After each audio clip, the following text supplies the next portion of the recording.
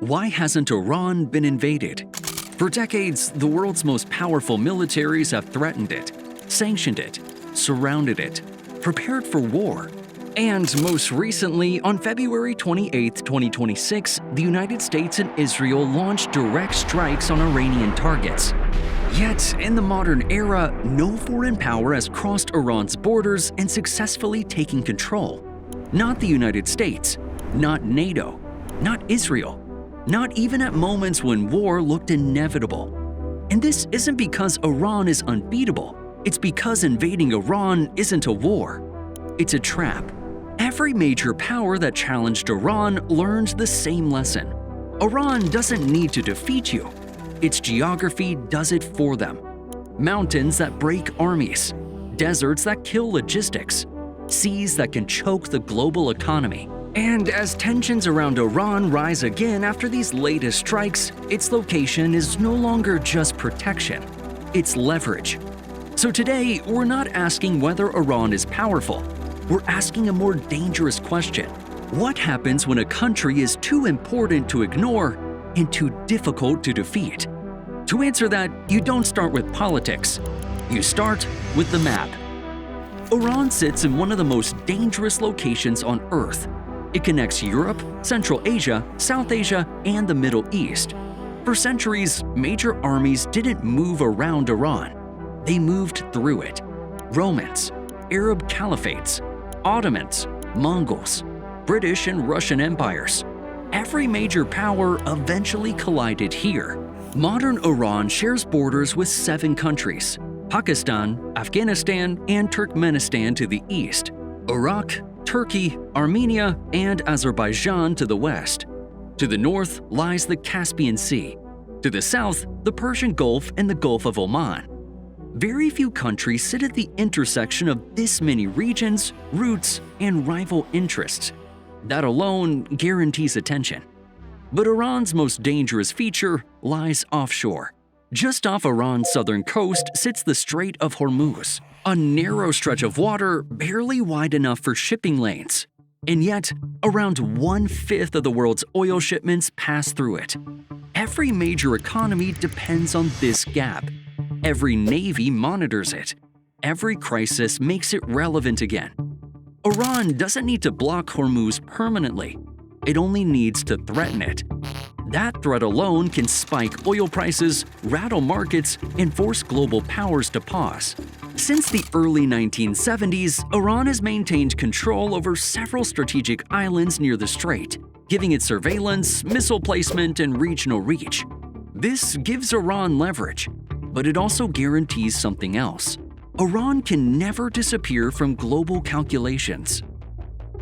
Iran's geography doesn't just give it leverage, it gives it defense. Stretching along Iran's western and southern edges is the Zagros Mountain range, a massive rocky barrier running from the Persian Gulf through Iraq and into eastern Turkey. These mountains are steep, narrow, logistically brutal. In 1980, Saddam Hussein believed he could cross them. Iraq invaded Iran, hoping to seize oil-rich Khuzestan and crush the Iranian Revolution before it spread across the Arab world. On paper, the plan made sense. In reality, it collapsed. After 2 years, Iraqi forces failed to achieve a decisive breakthrough. They never crossed the Zagros in force. Supply lines stretched, momentum died.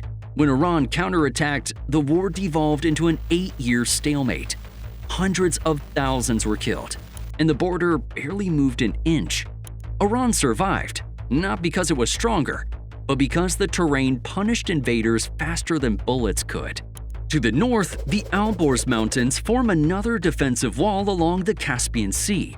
Together, these ranges turn Iran into a natural fortress, and beneath them lies something else: resources. Iran's mountains don't just block armies. They hide wealth: uranium, zinc, gold, silver. Iran holds some of the world's largest known zinc reserves, buried inside terrain that's nearly impossible to occupy. Then came the 20th century, and oil. Massive reserves were discovered near the Persian Gulf, transforming Iran into an energy giant. Today, Iran holds roughly 10% of global oil reserves and 15% of global natural gas reserves. But resources don't equal power on their own. Access does. Iran has nearly 2,500 kilometers of coastline, split between two strategic seas. Its largest port, Bandar Abbas, sits less than 70 kilometers from the Strait of Hormuz. Any war here wouldn't stay local. It would hit the global economy instantly, which makes invasion complicated. But let's say an enemy somehow breaks through the mountains. Another barrier awaits: the Dashti Kavir and Dashti Lut deserts, some of the hottest, most hostile terrain on Earth. Satellite data has recorded surface temperatures approaching 70 degrees Celsius in parts of the Lut Desert. Vehicles overheat, fuel evaporates, troops collapse. Sustained military operations here are nearly impossible. Iran isn't just protected by soldiers, it's protected by exhaustion. Before 1979, Iran wasn't America's enemy. It was one of its closest allies. The Shah's Iran was Western-aligned, heavily armed, and among the earliest Muslim-majority countries to recognize Israel in 1948. That changed overnight. The Islamic Revolution shattered the old order. Ayatollah Khomeini repositioned Iran directly against Western influence and Israel. Diplomatic ties were cut, flights canceled. The Israeli embassy in Tehran became the Palestinian embassy. This shift terrified neighboring Arab monarchies. They feared the revolution would spread, threatening kings, oil dynasties, and entire political systems. That fear helped fuel the Iran-Iraq War, and it taught Iran a brutal lesson. If it wanted to survive, borders alone weren't enough. Iran is boxed in. Israel lies far away. Arab states sit in between. Direct confrontation is costly, so Iran adapted.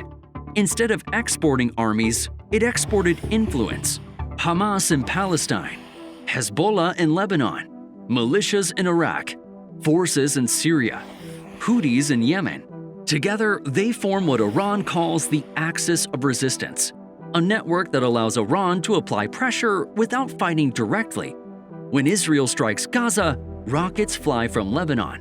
When tensions rise in the Red Sea, shipping comes under attack. Iran doesn't fight head-on. It fights around. Geography forces it to. Iran's strategy is asymmetrical. Cheap drones versus million-dollar missiles. Proxies versus armies.